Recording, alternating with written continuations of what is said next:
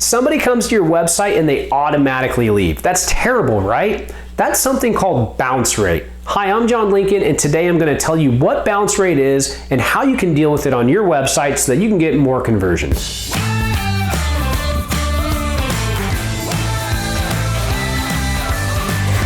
So what is bounce rate? Well, bounce rate is basically the percentage of people that come to a page and then automatically leave, and they don't go to another page on your site. So let me give you a real world example. Say somebody Googles for something like SEO reporting. They do a search for SEO reporting. They come to our page, which ranks really high, and then they automatically leave. That would be considered a bounce. And a bounce is not always something that's a bad thing. In some cases, certain industries and certain websites have a much higher bounce rate than others.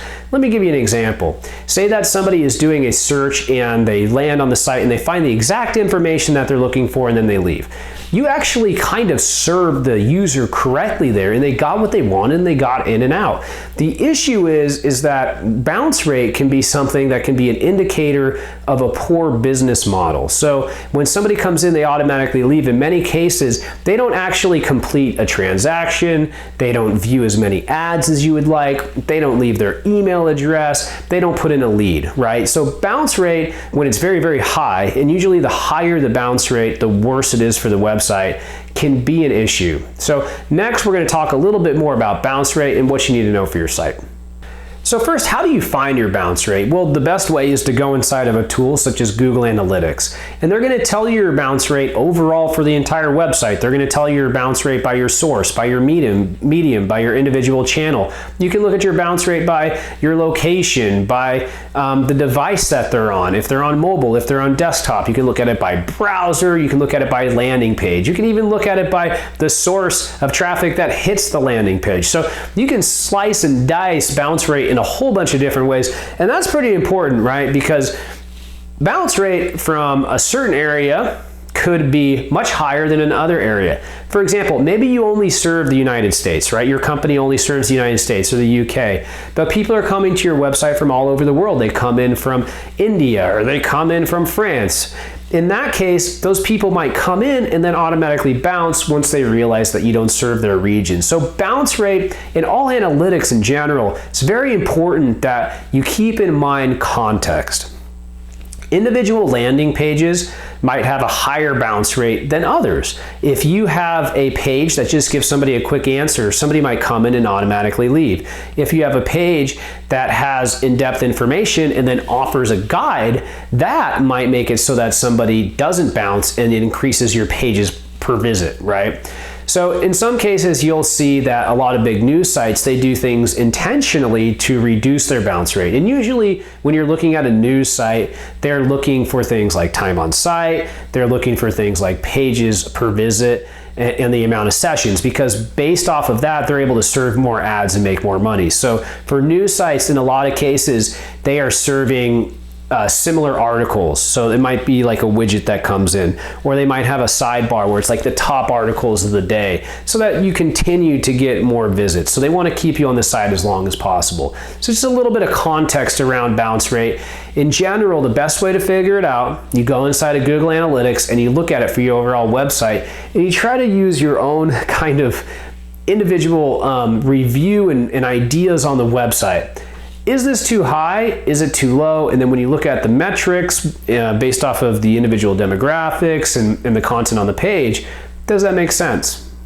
Okay, so what is a good bounce rate? Well, for retail sites, usually it's between 20 and 40%.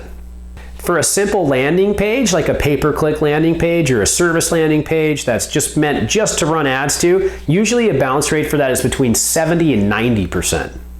Now for a portal website, so somebody who's coming in and then logging into something like maybe AOL and they're going to their email, even though AOL is like the oldest email ever, or Gmail and they're going to their email, the bounce rate for something like that is usually between 10 and 30%. For self-service and FAQ type of sites, the bounce rate is usually also between 10 and 30%. Now for content type of sites, the bounce rate is usually between 40 and 60%. So if you're doing content marketing, 40 and 60% is about right. For lead generation sites, the mean is about 30 to 50% as far as your bounce rate. For general reference, anything over 80% is really bad. Anything 70 to 80% is okay. Anything 60 to 70% is also okay. Higher than that's like still kind of bad. Anything, you know, in the 50% range is a little bit better. Anything lower than that, you're generally in pretty good shape. So that's just kind of a general metric scale to think about.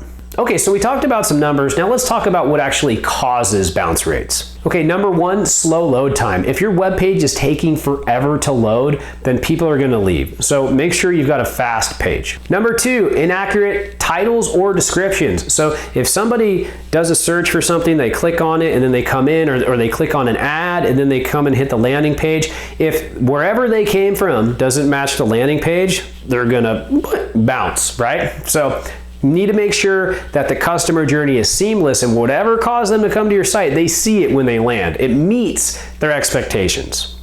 If you've got a bounce rate below 20%, there's a really good chance that you've got an improper analytics set up. So that happens a lot. Sometimes there'll be like 2 instances of tracking code on the page or something. Maybe it's through Google Tag Manager and on the main site. In some cases, an improper analytics setup is going to make your bounce rate look really low, and you're going to feel so good about yourself. You're going to be like, I have the lowest bounce rate. You go tell all your friends, but really, if they're going to know that just your analytics is broken. So make sure you check that.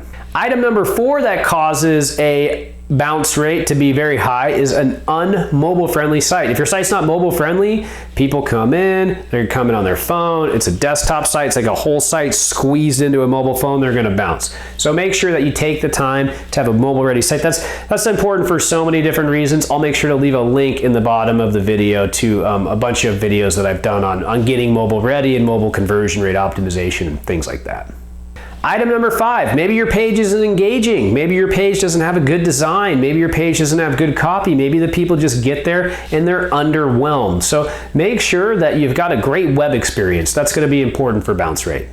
So how do you improve your bounce rate? Well, the first thing you want to do is examine your target audience. And one of my favorite things to do is an analytics audit. So we'll go through a client's, all their analytics, you know, from the location to every single landing page to every single source and medium to the languages that they speak, you know, what cities are they in? And based off of that, you can do a pretty good job of building a persona and or, you know, that exact type of person that is coming to the website. And then based off of that, you can deduct things like what type of color scheme do they like? What type of images does this person like? You can build a web experience that's really going to match what the persona is looking for. So that's a really good place to start. The second thing is kind of on the lines of what I just said. You got to check every single traffic channel. So, you know, what I do on a daily basis is I look at, is the traffic up this day from the same day last week? And what are the traffic channels that are driving the most traffic? What is every single source of traffic coming to the website? And then where does it hit the website? What is the specific landing page? And then what is the metrics associated with that, one of them being bounce rate. So by doing that and going through piece by piece, you can really kind of improve that experience. And it's not just going to help your bounce rates, it's also really going to help your conversion rates and your sales, right? Because those things are all tied together. So highly recommend you do that. Okay, next item, make sure you include relevant links and suggestions. So, you know, I really like to build out hubs of content on the internet. So you kind of start with something simple and maybe a call to action, depending on the type of page. And then as you go further down, you make sure that you're catering to every single thing that the user wants, right? There might be FAQs, there might be facts, there might be figures, there might be blog posts. Build up as much as you can around the topic. And then by doing that, you're going to make sure that you give the user what they want. They're going to click to other parts of the site, they're going to explore the website, and then that's really going to reduce your bounce rates.